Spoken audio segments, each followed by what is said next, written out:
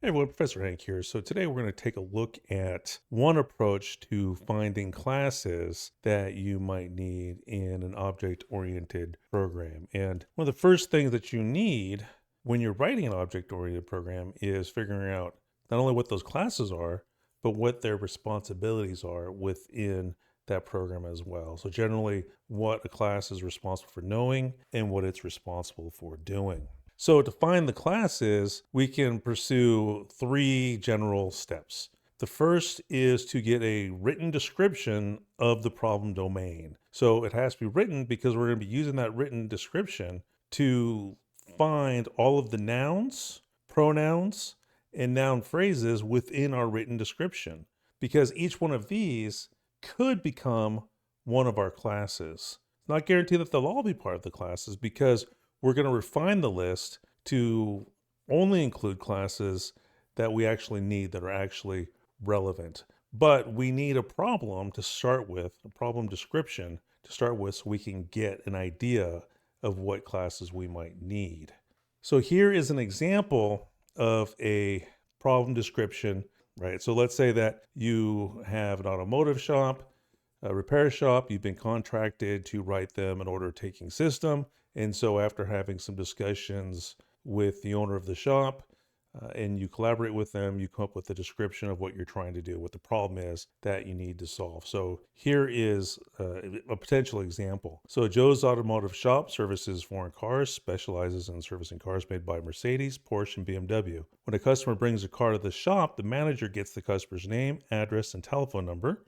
The manager then determines the make, model, and year of the car and gives the customer a service quote. The service quote shows the estimated parts charges, the estimated labor charges, sales tax, and total estimated charges. So this is our written description. So what we want to do is we want to then pull out all of the nouns from this written description. We'll do that here in a second. Now, a problem domain description should include any of the following. Here are all the things you would want to have or to consider when you're writing out the problem description. Now, whether you're writing it out yourself because you understand the problem and the business, for example, well enough, or you have some other expert that knows better than you to write that description out for you, that's okay. Either one of those could work. But here's what you're looking for. Here's what it should include. Physical objects, so vehicles, machines, products, roles by people or played by people, for example, managers, employees, customers, teachers, students, etc. The results of a business event. So if a customer wants some work done, then you're going to have an order from that customer. And so the result of that would be a quote for the service, right? The estimate for all the costs. And then another thing would be recording or record keeping items. So customer histories, payroll records, that sort of thing. Now, if we were to go through this description and find all of the nouns, pronouns, or noun phrases, we could come up with a list that looks like this, right? So we've got address, BMW, car, cars, customer, estimated labor charges, estimated parts charges, foreign cars, Joe's Automotive Shop, which is the name of the shop, right? Make of the car, manager, Mercedes. So these are all nouns, pronouns, noun phrases that we pulled from our problem domain description. Okay, so once we've identified these nouns, we want to refine that list. Now, first thing we can look at is nouns that mean the same thing, right? They're nouns that basically are just synonyms for each other. So, for example, cars and foreign cars means the same thing within this problem.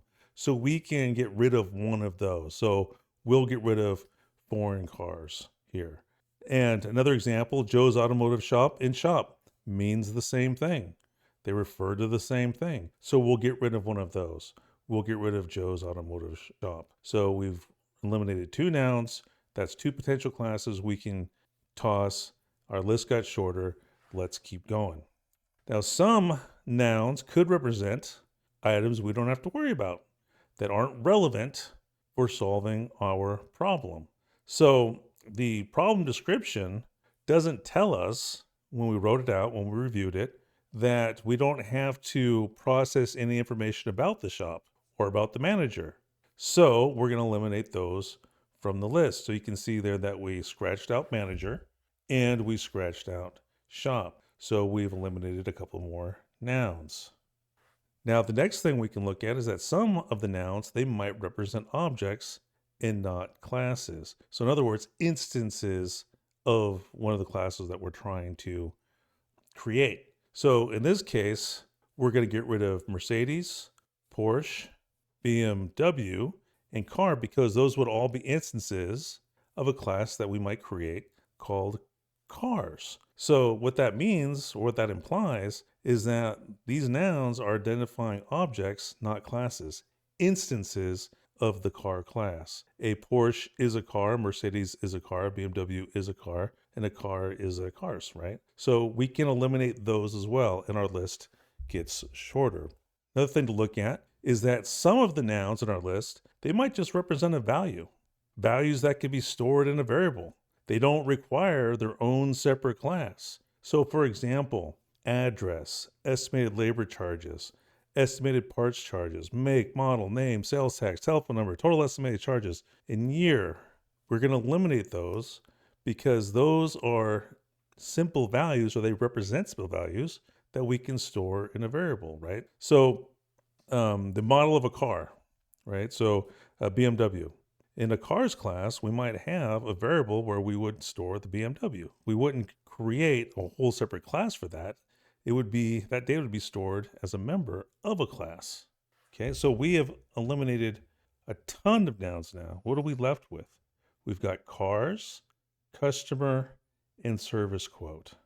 So once we have our classes identified, now we have to know or identify the class's responsibilities. And I said at the very beginning, we've got a couple of responsibilities of a class. The things that the class is responsible for knowing, and the actions that a class is going to be responsible for doing. So let's take a look at the customer class. That was one of our nouns. Within our problem domain, what does the customer class need to know? So from our description, we talked about, or it included, customer's name, customer's address, customer's telephone number. So our customer class is going to need to know those three things. Okay, now what about what does the customer class need to do? Well, that is going to inform us what type of functions we're going to need. So we're going to have to, the class is going to have to be able to create an object of the customer class. That's what a constructor is for. It's going to need accessors and mutators, setters and getters, to set and get customer's name, the address, and the telephone number. So that can tell us that we're going to have three member variables. You can see here's our UML diagram on the right. So name, address, and phone number for storing the name, address, and phone number, and then a constructor, and then setters and getters for those. So the customer class needs to know the customer's name, address, and phone number, and it needs to be able to perform the actions of updating and retrieving that information, as well as instantiating an instance of the class.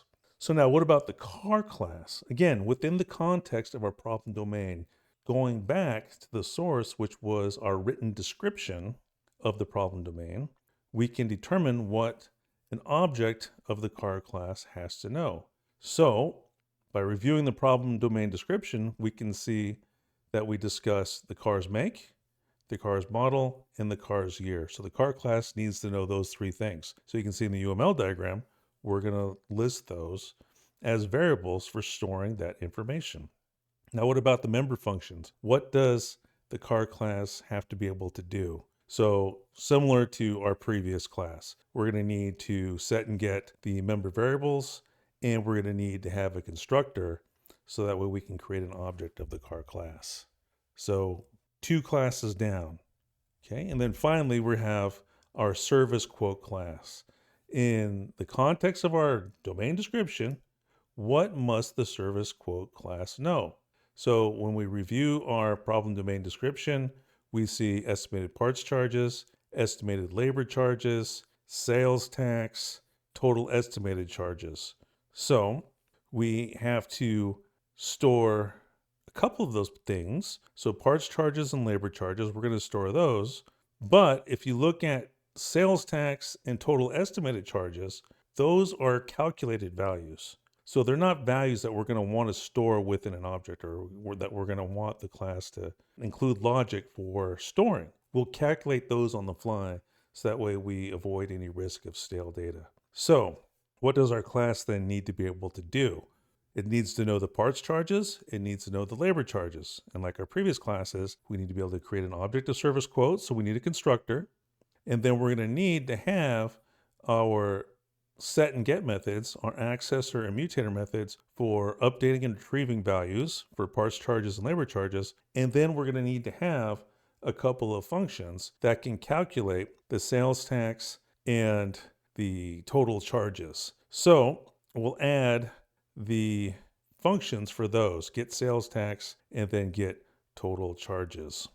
Okay, so this is one approach that you can take for identifying the classes for a potential object-oriented program. So it all revolves around writing out that problem domain description, identifying your nouns, and then refining the list, and then finally identifying what the responsibilities of that class are, what it should know, and what it should be able to do. And that'll help you to identify what variables your class is going to need and what functions your class is going to need. Now, keep in mind that software development is an iterative and evolutionary process. You're not always going to, this is no guarantee that you're going to get the design right on the first attempt. You might have to take a stab at it multiple times, and that's completely normal and should be expected. But this is a way to get you started with your design. As usual, if you're a student of mine and you have any questions about any of the content in this video or any of the videos in any of our courses, feel free to email me on Canvas or stop by our Zoom office hours. Thanks for watching, and we'll see you next time.